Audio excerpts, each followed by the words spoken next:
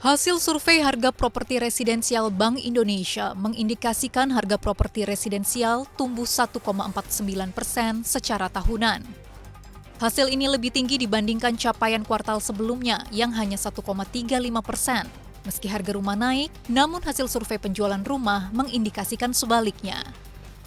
Hasil survei mengindikasikan penjualan properti residensial di pasar primer pada triwulan 2 2021 mengalami penurunan.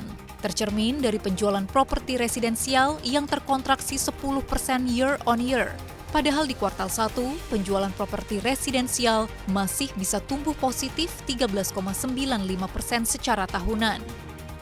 Sementara mengenai pembiayaan, hasil survei menunjukkan lebih dari 75% konsumen masih memanfaatkan fasilitas kredit pemilikan rumah sebagai sumber pembiayaan.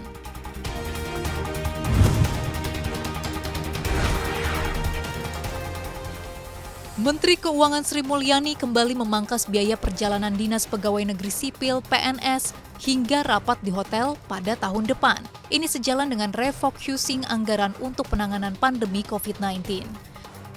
Dalam dokumen kerangka ekonomi makro dan pokok-pokok kebijakan fiskal tahun anggaran 2022 yang diterima CNBC Indonesia, pada tahun depan pemerintah akan melanjutkan berbagai strategi kebijakan yang diarahkan untuk meningkatkan kualitas belanja, salah satunya dengan mengurangi atau bahkan menunda belanja yang tidak masuk dalam program prioritas. Selanjutnya, fokus belanja tahun depan juga akan dilakukan pemerintah melalui penguatan belanja modal untuk mendukung transformasi ekonomi. Antara lain difokuskan pada teknologi informasi komunikasi, konektivitas, energi dan pangan, serta pembatasan pembangunan gedung dan pengadaan kendaraan dinas.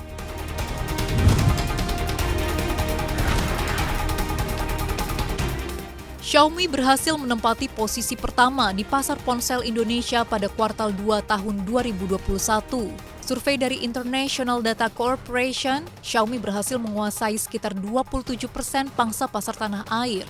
Kejayaan Xiaomi adalah hasil penetrasi produk ponsel-ponsel di segmen menengah. Mengekor di belakang Xiaomi adalah Oppo yang cukup memimpin di segmen ponsel berharga di bawah $100 Amerika. Pada kuartal 2 tahun ini, Oppo menguasai 19% pasar, diikuti oleh Vivo yang menguasai 17% pasar. Sementara Samsung yang sempat mengalami penurunan karena menghadapi kendala pasokan untuk seri A-nya yang populer, harus puas berada di urutan keempat, dengan pangsa pasar mencapai 16%.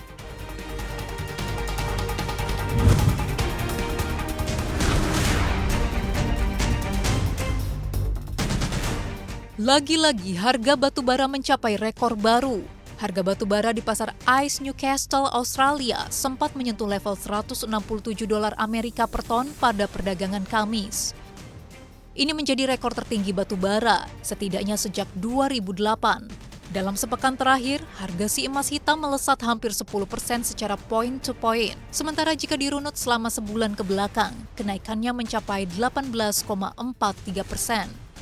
Kenaikan harga batubara bertolak belakang dengan sentimen negatif yang muncul dari Sekjen PBB Antonio Guterres karena menegaskan batubara harus keluar dari sistem energi dunia untuk menjaga lingkungan.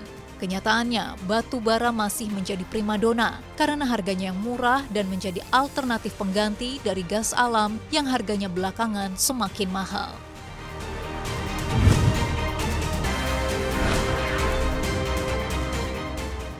Harga minyak dunia lunglai pada hari Jumat setelah Badan Energi Internasional memperingatkan bahwa pertumbuhan permintaan minyak mentah dan produknya telah melambat tajam karena melonjaknya kasus COVID-19 di seluruh dunia.